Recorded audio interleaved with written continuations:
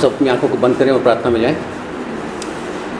स्वर्गीय परमेश्वर पिता, हम आपके नाम की महिमा करते हैं, आपके नाम की स्तुति करते हैं। खुदावंद, तू राजाओं का राजा, प्रभुओं का प्रभु है। पिता परमेश्वर प्रभु जी, धन्यवाद करते हैं खुदावंद पिता परमेश्वर उन सारी तकलीफ़ों के लिए, उन सारे कोड़ों की मार के लिए पिता परमेश्वर। वो पिता परमेश्वर कांटों के ताज को जो तूने पहना पिता परमेश्वर प्रभु जी, अपनी देह को तोड़वाया पिता परमेश्वर, सलीब की मौत को सहा पिता परमेश्वर प्रभु जी। प्यारे पिता, हम तेरे नाम का धन्यवाद करते हैं। अगर तूने ऐसा नहीं किया होता खुदावन, तो आज हम यहाँ नहीं होते पिता परमेश्वर प्रभु जी। आज हम मुक्ति, उद्धार, अनंत जीवन नहीं पा रखे होते पिता परमेश्वर प्रभु जी। हमारे पास वो जीवन का जल नहीं होता खुदावन पिता परमेश्वर प्रभु जी। हम तेरे नाम का धन्यवाद करते हैं और तेरे शरीर से बहे लहू के एक एक कतरे के लिए तेरा धन्यवाद करते हैं खुदावन, जो तूने हमारे लिए बहाया पिता परमेश्वर प्रभु जी। हम शुक्रगुजार हैं, हम आभारी हैं पिता परमेश्वर प्रभु जी। हम आपका धन्यवाद करते हैं खुदावन पिता परमेश्वर। हम आपको कोटि कोटि धन्यवाद देते हैं आपके सिद्ध बलिदान के लिए पिता परमेश्वर प्रभु जी। पिता परमेश्वर, वाकई पिता परमेश्वर, आपने सलीब के ऊपर पिता परमेश्वर हमारे लिए सब कुछ पूरा कर दिया और हमारे लिए पिता परमेश्वर स्वर्गीय रिसोर्सेज को, संसाधनों को खोल दिया पिता परमेश्वर प्रभु जी। पिता परमेश्वर, हमें किसी चीज़ की घटी नहीं रख छोड़ी पिता परमेश्वर प्रभु जी। हम आपके नाम का धन्यवाद करते हैं खुदावंद पिता परमेश्वर प्रभु जी। धन्यवाद करते हैं पिता परमेश्वर प्रभु जी इस भेंट के लिए पिता परमेश्वर, जो आपके लोगों ने पिता परमेश्वर अपनी कमी घटी से पिता परमेश्वर दिया है पिता परमेश्वर प्रभु जी। ये भेंट आपको ग्रहण योग्य हो पिता परमेश्वर प्रभु जी। और जिन हाथों ने बढ़ करके पिता परमेश्वर तुझे दिया है पिता परमेश्वर, तू तेरा वचन बताता है तो तू कभी किसी का कर्जदार नहीं होता पिता परमेश्वर, तू किसी का उधार नहीं रखता पिता परमेश्वर प्रभु जी। तू इसका 30 गुना, 60 गुना, 100 गुना उनको वापस करना पिता परमेश्वर प्रभु जी। उनके रोजी रोजगार पर बरकत देना पिता परमेश्वर, उनके अन्न जल पर बरकत देना पिता परमेश्वर, उनके परिवारों पर आशीष देना पिता परमेश्वर प्रभु जी। तेरी शांति, तेरा आनंद पिता परमेश्वर हर एक के ऊपर पिता परमेश्वर बना रहे पिता परमेश्वर प्रभु जी। पिता परमेश्वर, जो कोई किसी कारण से अगर नहीं दे पाया पिता परमेश्वर, तू उसकी स्थिति को बेहतर जानता है पिता परमेश्वर। तू जानता है पिता परमेश्वर कि हृदय तो तैयार है पिता परमेश्वर, लेकिन शायद नहीं है पिता परमेश्वर प्रभु जी। लेकिन पिता परमेश्वर, हम ये जानते हैं कि पिता परमेश्वर, जब तूने हमारे लिए हेवनली रिसोर्सेज को खोल दिया है पिता परमेश्वर प्रभु जी, तो उस भाई, उस बहन की भी घटी पूरी होगी पिता परमेश्वर प्रभु जी। तू हर एक की घटी पूरी करने वाला परमेश्वर पिता परमेश्वर प्रभु जी। हम तेरे नाम का धन्यवाद करते हैं खुदावन पिता परमेश्वर। इस भेंट को तेरे हाथों में सौंपते पिता परमेश्वर, होने दे पिता परमेश्वर तेरे राज्य के लिए पिता परमेश्वर प्रभु जी। ये इस्तेमाल होने पाए पिता परमेश्वर, वो विजडम, वो समझ, वो बुद्धि, वो समझ का आत्मा पिता परमेश्वर प्रभु जी तू उंडेलना पिता परमेश्वर, ताकि इसके द्वारा तेरा राज्य बढ़े पिता परमेश्वर प्रभु जी। और बहुतों तक पिता परमेश्वर जीवन का जल पहुंचने पाए पिता परमेश्वर प्रभु जी। बहुत से लोग तेरे इस बलिदान को जानने पाए पिता परमेश्वर प्रभु जी, उस उद्धार को ग्रहण करने पाए जो तूने पिता परमेश्वर सलीब से दिया पिता परमेश्वर प्रभु जी। पिता परमेश्वर, आगे का समय आपके हाथों में सौंपते हैं खुदावंत पिता परमेश्वर। आने वाली वाणी को पिता परमेश्वर प्रभु जी, पिता परमेश्वर तेरे हाथों में सौंपते हैं खुदावंत पिता परमेश्वर प्रभु जी। कि पिता परमेश्वर, तूने कहा कि मैं अपना आत्मा तेरे हाथों में सौंपता हूँ खुदावंत पिता परमेश्वर प्रभु जी। प्यारे पिता, होने दे पिता परमेश्वर प्रभु जी कि जिस दिन पिता परमेश्वर हमारा यहाँ से इस संसार से कूच करने का समय हो पिता परमेश्वर प्रभु जी, वैसे ही हम भी कह सके पिता परमेश्वर प्रभु जी पूरा हुआ और हम अपना आत्मा तेरे हाथों में सौंप सकें खुदावंत पिता परमेश्वर प्रभु जी। पिता परमेश्वर, वक्ता को मैं तेरे हाथों में सौंपता हूँ खुदावंत, जो कोई भी इस वचन को, इस वाणी को लेकर के आता खुदावंत, तेरे आत्मा का नया अभिषेक पिता परमेश्वर प्रभु जी उस पर होने पाए पिता परमेश्वर प्रभु जी। जैसे तूने बाकी लोगों पर अपने अभिषेक को बनाए रखा पिता परमेश्वर, एक नया रेवलेशन पिता परमेश्वर तूने दिया, वैसे ही इस अंतिम वाणी के द्वारा भी पिता परमेश्वर हमें एक नए रेवलेशन से अवगत करा पिता परमेश्वर। हमें एक नया रेवलेशन दे पिता परमेश्वर, नया प्रकाशन दे पिता परमेश्वर, जो हमारे जीवनों को बदलने में हमारी सहायता मदद करे पिता परमेश्वर। सारा आदर जलाल महिमा आपको देते हैं खुदावंत। धन्यवाद के साथ इस प्रार्थना को अपने उद्धार करता प्यारे प्रभु यीशु मसीह नासी के नाम से मांगते हैं, सुनिए और कबूल कीजिए, आमीन। सबको जय मसीह। आइए हम परमेश्वर के वचन में जाएंगे। इसका आखिरी जो वाणी, जो 7वीं वाणी थी, जिसके विषय में प्रभु यीशु मसीह ने लूका रचित सुसमाचार उसके 23 अध्याय को अगर हम पढ़ते हैं, लूका रचित सुसमाचार उसका 23 अध्याय उसका 44 से हम पढ़ते हैं 44 से 46 तक और 48 तक पढ़ूंगा, 48, 49 तक। यहाँ पे ऐसा लिखा है, लूका रचित सुसमाचार उसका 23 अध्याय 44 वचन से ऐसा लिखा है। अब यह दोपहर के लगभग 12 बजे का समय था और 3 बजे दिन तक सारे देश में अंधकार छाया रहा, क्योंकि सूर्य का प्रकाश जाता रहा। तब मंदिर का पर्दा बीच से फट गया और यीशु ने ऊंचे स्वर से पुकार कर कहा, हे पिता, मैं अपना आत्मा तेरे हाथों में सौंपता हूँ। यह कहकर उसने प्राण त्याग दिया। जब सूबेदार ने यह देखा तो वह यह कहकर परमेश्वर की बड़ाई करने लगा, निश्चय यह मनुष्य निर्दोष था। तब सारी भीड़ जो यह दृश्य देखने एकत्रित हुई थी, जो कुछ हुआ उसे जब देख चुकी तो अपनी छाती पीटती हुई लौटने लगी। उसके सब परिचित जन और वे स्त्रियां जो गलील से उसके साथ आई थी, कुछ दूर खड़ी होकर यह सब देख रही थीं। मेरे प्रियो, यहाँ पर परमेश्वर के वचन में हम देखते हैं कि प्रभु यीशु मसीह ने अपने प्राणों को त्यागा, और प्राणों को त्यागने के पश्चात वो उसी के साथ कहते हैं, हे पिता, मैं अपना आत्मा तेरे हाथों में सौंपता हूँ। है ना? प्रभु यीशु मसीह ने अपने आत्मा को पिता के हाथों में सौंपा। अगर हम पिछली वाणियों को भी देखते हैं तो वहाँ पर भी हम देखते हैं कि प्रभु यीशु मसीह ने पूरा हुआ कहा और अपने प्राण त्याग दिए।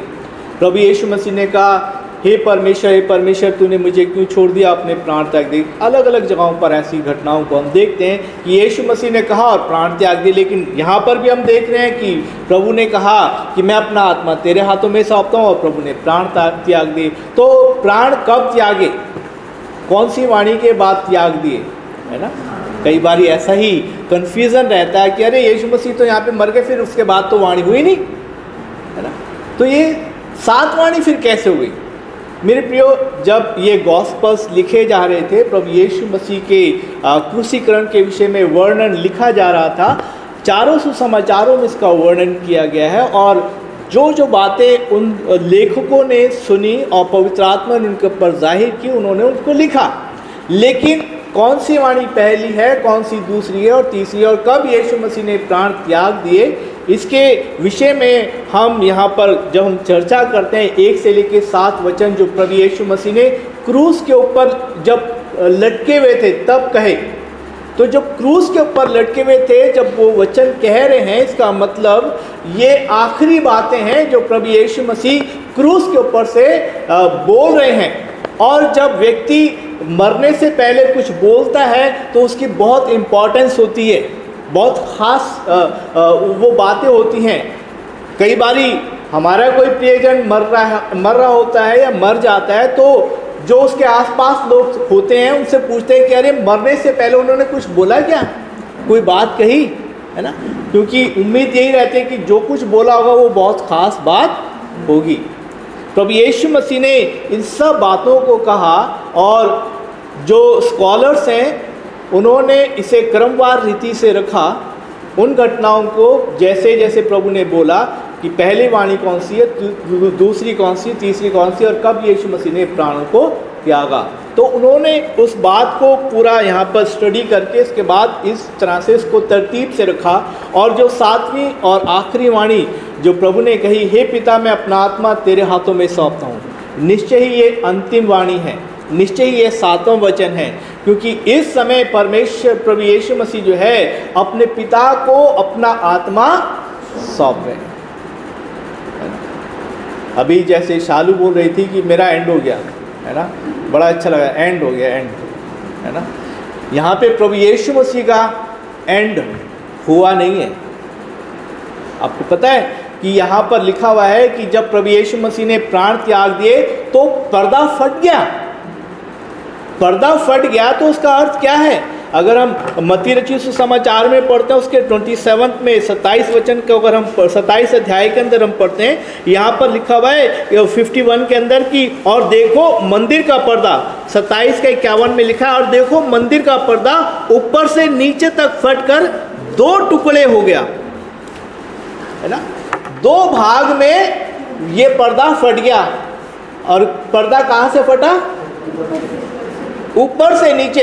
ऐसा लग रहा है जैसे ऊपर कोई चढ़ गया होगा, ऊपर से फाड़ना शुरू किया होगा, है ना।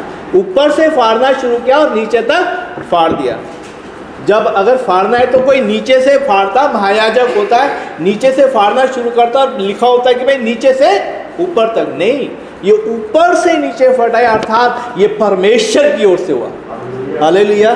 परमेश्वर ने किया, परमेश्वर पिता ने, उस सृष्टिकर्ता ने किया जिसने हम सबको बनाया, इस पूरी सृष्टि को रचना की, और वो खुद पुत्र होकर के, पुत्र में होकर के अपने आप को देने के लिए आ गया।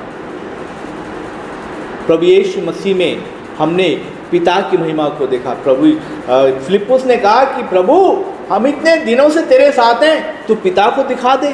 तो यीशु मसीह ने क्या जवाब दिया?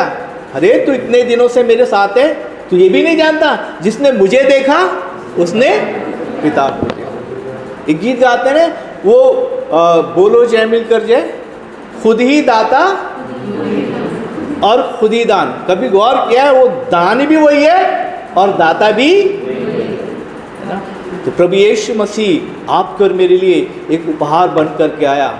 उसने अपनी देह के द्वारा हमारा मेल मिलाप, इफिसियों की किताब उसके दूसरे अध्याय के अंदर हम देखते हैं। इफिसियों की किताब उसका दूसरा अध्याय निकालेंगे, वहाँ पर इस रीति से प्रभु यीशु मसीह के क्रूसीकरण को पौलुस प्रेरित यहाँ पर वर्णन करते हैं। उसका 14 पहले हम 13 वचन पढ़ेंगे। परंतु तुम जो पहले मसीह यीशु से दूर थे, अब मसीह यीशु के लहू के द्वारा उसके समीप लाए गए हो। यीशु मसीह के लहू के द्वारा हम क्या कहाँ पर आ गए? उसके समीप। यीशु मसीह का लहू कितना चाहिए था हमें कि उतना बहाया जाए और परमेश्वर के समीप आ जाए? कितना बहाया जाता भाई? कीमत होती है ना किसी चीज़ की, तो कीमत चुकाने के लिए 1 कप लहू बहाया जाए, 2 कप बहाया जाए, 1 लीटर बहाया जाए, कितना? 1 यूनिट, 2 यूनिट, कितनी बहाई जाती कि हम यीशु मसीह के लहू के द्वारा पिता के करीब तक आ जाते। कितना? कतरा कतरा, कितनी बार तो कहते हैं ना, कतरा कतरा ये यीशु मसीह का लहू आप पर मेरे छुटकारे के लिए बहाया गया। कतरा कतरा यानी कि कुछ भी बाकी, सारा का सारा लहू का दाम आप पर मेरे छुटकारे के लिए बहाया गया। मेरे प्रियो, आज जनसंख्या कितनी है? कहा जाता है कि अनुमानित लगाया जाता है, अनुमान लगाते हैं कि करीब 7 अरब के करीब इस संसार की आबादी है। संसार की, पूरे संसार की आबादी 7 अरब। 7 अरब हमें मालूम नहीं कि कितने शून्य आते हैं, है ना? किसको मालूम है? गौरव वल्लभ को मालूम है शून्य कितने आते हैं ना। एक बार उन्होंने सवाल भी ऐसा कर दिया था किसी वक्ता के साथ बातचीत कर, कितने शून्य होते हैं 7 अरब में? अभी हम यहाँ पर बैठे हैं ना, हम में से किसी को अभी पता नहीं होगा। हाँ, जब लिखेंगे तब काउंट करेंगे कितने होते हैं। करीब 16 के करीब, 16-17 के करीब होते हैं, 16 के आसपास होते हैं इतने। आपको मालूम है कि अगर इन 7 अरब लोगों में से केवल एक व्यक्ति भी पापी होता, तब भी यीशु मसीह जो लहू का दाम चुकाते वो भी कतरा कतरा होता, पूरा का पूरा। जितनी पीड़ा उसने समस्त मानव जाति के पापों के दामों के लिए चुकाया, पीड़ा सही, वो केवल एक व्यक्ति के लिए भी अगर उसको क्रूस की मृत्यु को सहना होता, बिल्कुल एक्सेक्ट जितनी पीड़ा उसने सही, वैसी ही पीड़ा को उसमें से हो करके उसको गुजरना पड़ता। मेरे प्रियो, प्रभु यीशु मसीह ने आपको और मेरे लिए दाम को चुकाया। यहाँ पे आगे लिखा है दूसरा इफिसियों दूसरी की चैप्टर उसके 14 वर्ष में ऐसा लिखा, क्योंकि वह स्वयं हमारा मेल है, जिसने बैर अर्थात विभाजित करने वाली दीवार को गिराकर दोनों को एक कर दिया और अपने शरीर में बैर अर्थात उस व्यवस्था को जिसकी आज्ञाएं विधियों की रीति पर आधारित थी मिटा दिया, दोनों से अपने में एक नए मनुष्य की सृष्टि करके मेल करा दे और क्रूस के द्वारा बैर को नाश करके दोनों को एक देह बनाकर परमेश्वर से मेल कराए। मेरे प्रियो, अपनी ही देह के द्वारा, अपनी देह के गिराए जाने के द्वारा उसने उस विभाजित करने वाली दीवार, जो व्यवस्था के जिसके विषय में लिखा है, और अर्थात उस व्यवस्था को जिसकी आज्ञाएं विधियों की रीति पर आधारित थी मिटा दिया। उसको क्या कर दिया? उसने मिटा दिया। अर्थात जो दोष लगाने वाली व्यवस्था थी, प्रभु यीशु मसीह ने आपको और मेरे लिए उस क्रूस के ऊपर प्राण को त्याग करके मिटा दिया। इसका मतलब कि अब व्यवस्था हमें कभी दोषी नहीं ठहराएगी। अब तो हमारा न्याय नहीं होगा। हाँ, अब जो कोई मसीह यीशु में है उस पर दंड की आज्ञा नहीं है, उसके लिए वो मिट गई। अब जो कोई यीशु मसीह में नहीं है, वो कहते तो हैं नहीं है, बड़े पुत्र के समान पिता के साथ तो हैं, घर में तो रहते हैं, लेकिन तब भी पिता से गुस्सा हैं, घर में आना नहीं चाह रहे हैं, है ना। और पिता के उपस्थिति को, प्रेजेंस को, उसके प्रयोजन को, उसके प्रोविजन को जानते ही नहीं है कि वो खुद पार्टी मना सकते थे, है? और पिता से लड़ रहा है वो बड़ा बेटा। पिता के साथ रहने वाला लड़ सकता है क्या? चर्च में होते हैं, अब्बा पिता के साथ रहते हैं, अब्बा पिता के लिए गाना भी गाते हैं, वचन भी देते हैं, सब कुछ करते हैं, लेकिन उससे लड़ते भी हैं। उनके लिए वो व्यवस्था आज भी दोषी ठहराती है उनको। हर एक व्यक्ति का न्याय होगा, हर एक व्यक्ति का न्याय होगा। प्रभु यीशु मसीह ने तो पूरा कर दिया, उसने अपने प्राण त्याग करके हमारा मेल पिता के साथ करने के लिए वो प्रयोजन, वो योजना बना दिए, वो कंप्लीट कर चुका है, वो कंप्लीट। अभी भाई ने बड़े अच्छे तरीके से बताया, पूरा हुआ, पूरा हुआ। हाँ, प्रभु यीशु मसीह ने जो काम उसे सौंपा गया था पिता की ओर से, उसे पूरा कर दिया और पिता की महिमा की।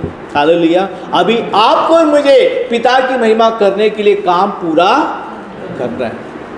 वो देह के द्वारा उसने हमारा मेल प्रभु पिता के साथ करा दिया। हालेलुया।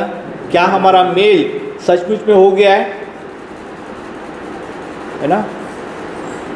कितना, अभी कितना टाइम हो गया? वक्त कितना हो गया?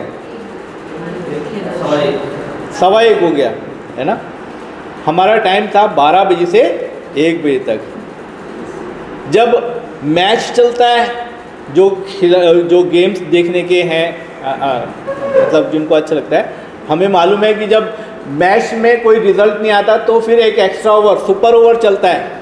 तो सुपर ओवर, बाकी के जो 20 ओवर होते हैं ना, उनसे ज़्यादा वो सुपर ओवर में एक्साइटमेंट रहती है।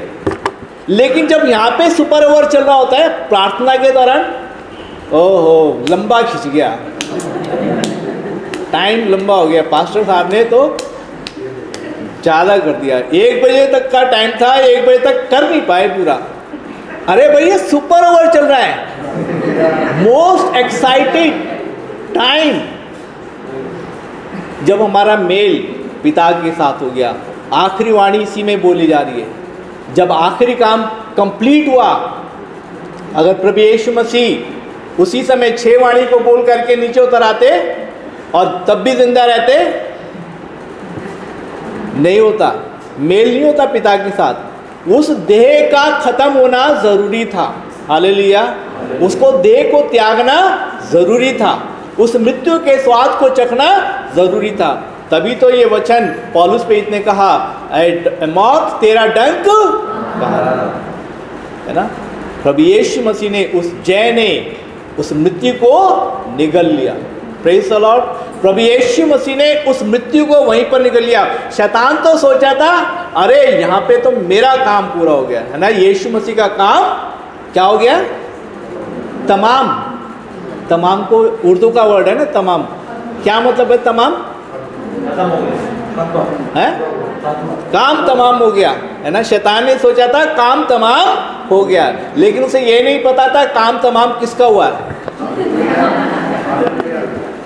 उसको ये नहीं पता था काम तमाम, वो तो शुरू में ही चाहता था अपने आप को ऊपर से नीचे गिरा दे, अपने आप को ऊपर से नीचे गिरा दे, है ना। और तुझे तो स्वर्गदूत बचा लेंगे, है ना। वो तो तभी काम तमाम करना चाहता था, है ना। वो तो तभी काम तमाम करना चाहता था जब वो छोटा ही था, जब वो छोटा ही था, है ना। 2 साल से नीचे के बच्चों को हेरोदेस ने तभी कत्लेआम करवा दिया। इसी में काम तमाम हो जाएगा, इसी में काम तमाम हो जाएगा। वो तो काम तमाम यीशु मसीह के पैदा होने से पहले भी करना चाहता था। मालूम है आपको कैसे? जो उसकी वंशावली चलती आ रही ना, उसको बिगाड़ना चाहता था। वो वंशावली को, उसके वंश को बिगाड़ना चाहता था, क्योंकि वो यीशु मसीह के विषय में आने की जो भविष्यवाणी की गई थी, वो उत्पत्ति 3:15 में 3:15 में कर दी गई थी कि स्त्री के वंश से आएगा, और उस वंश को उस अगर आप वो जीनोलॉजी पढ़ेंगे, उसकी वंशावली को पढ़ेंगे, वो बिगाड़ने की कोशिश करता रहा, लेकिन परमेश्वर जो था उस लाइन को ऊपर से नीचे तक, जब तक यीशु मसीह आ नहीं गए तब तक उसे बनाए रखा। Hallelujah, hallelujah. काम समाप्त तो यीशु मसीह के द्वारा उसका तय उत्पत्ति नहीं हो गया था। Hallelujah, praise the Lord. और अलेक्जेंडर भाई, क्रूस के ऊपर शैतान का काम तमाम हो गया, तमाशा बना दिया। हालेलुया। मालूम है किसके लिए? उस प्रेम की खातिर, है ना। उस प्रेम के लिए कभी कभी एक गीत को गाया जाता है, इतना प्रेम किया कि उसने हद कर दी, है ना। मुझे नहीं मालूम है वो गीत के बोल क्या है, कि उसने इतना प्रेम किया कि हद कर दी। हालेलुया। ये सुपर ओवर जब चल रहा है तो यीशु मसीह ने हमारे प्रेम को प्रकट करने के लिए, पिता के द्वारा प्रेम को प्रकट करने के लिए उसने हद कर दी और क्रूस के ऊपर अपने प्राणों को त्याग करके अपना आत्मा पिता के हाथ में सौंपा। हालेलुया। क्या जब हम इस पृथ्वी से कूच करेंगे, हमारे अंदर ये हियाव होगा, हे पिता, स्तिफनुस के समान, हे पिता मैं अपना आत्मा तेरे हाथों में सौंपता। स्तिफनुस ने भी ये बात कही। नहीं? मेरे प्रियो, आज ज़रूरी है कि हमारा मेल प्रभु यीशु मसीह के द्वारा, जो उसकी मृत्यु के द्वारा हुआ, उस मेल मिलाप में बढ़ते चले जाएं जो पिता के साथ हमारा हुआ। हालेलुया। और प्रभु यीशु मसीह ने तो किया क्या तमाम काम, उसका तमाम आपको और मुझे भी करना है। हमारा युद्ध जो है वो मांस और लहू से, अपने भाई का, अपने पड़ोसी का, या अपने किसी रिश्तेदार का या किसी और का काम तमाम नहीं करना हमें, है ना। हमारी लड़ाई जो है मांस और लहू से नहीं, परंतु उन प्रधानताओं से है ना। उस आसमान की, उन आकाश की शक्तियों से जो ऊपर विचरती हैं, है ना, जो ऊपर प्रधानताएं रहती हैं, उनके साथ है। उनके साथ हमारा युद्ध जारी है। और ये शरीर में हम उससे हमेशा युद्ध करते रहते हैं। प्रभु यीशु मसीह ने जो हमें नई सृष्टि बनाया, वो मालूम है कहाँ पर बनाया? आत्मा में। शरीर है, प्राण है और आत्मा है। तो आत्मा का नवीनीकरण हुआ है। तो जब आंतरिक मनुष्यत्व बदल गया है तो बाहरी मनुष्यत्व भी बदल जाएगा। अतः अब जो कोई मसीह यीशु में है, उसने मसीह को, जो बपतिस्मे के द्वारा मसीह को क्या कर लिया है? गलातियों 3:27 पढ़ें। गलातियों 3:27, गैलेशियंस 3:27। जितनों ने मसीह यीशु में बपतिस्मा लिया तुम में से, उन्होंने क्या कर लिया है? मसीह को पहन लिया है ना। अभी आप कोई पीले रंग का कपड़ा पहन के आए, कोई सफ़ेद रंग का, कोई लाल रंग का, कोई हरे रंग का, है ना। कमीज़ पहन कर आए, कुर्ता पहन करके आए ना। क्या मसीह को पहन करके आए? क्या मसीह को पहना हुआ है? जो पहना हुआ है वो दिखना चाहिए। हालेलुया। जो पहना हुआ है वो, ऐसा लग रहा है कि भाई आपने कुर्ता तो पहना हुआ लेकिन दिख नहीं रहा कुर्ता, क्योंकि वो अंदर है। ऐसा है? या कमीज़ तो पहनी है, भाई मैं तो कमीज़ पहन कर, लेकिन वो अंदर है, दिख नहीं रही आपको। ऐसा है? कमीज़ तो ऊपर ही है। ऐसे ही मसीह को अंदर भी है, वो बाहर भी है ना। वो बाहर भी दिखाई देना चाहिए। वो कैसे दिखाई देगा? हमारे व्यवहार के द्वारा। और याकूब 1:22 में ऐसा लिखा हुआ है, वचन को केवल सुनने वाले नहीं परंतु उस पर क्या करो? चलने वाले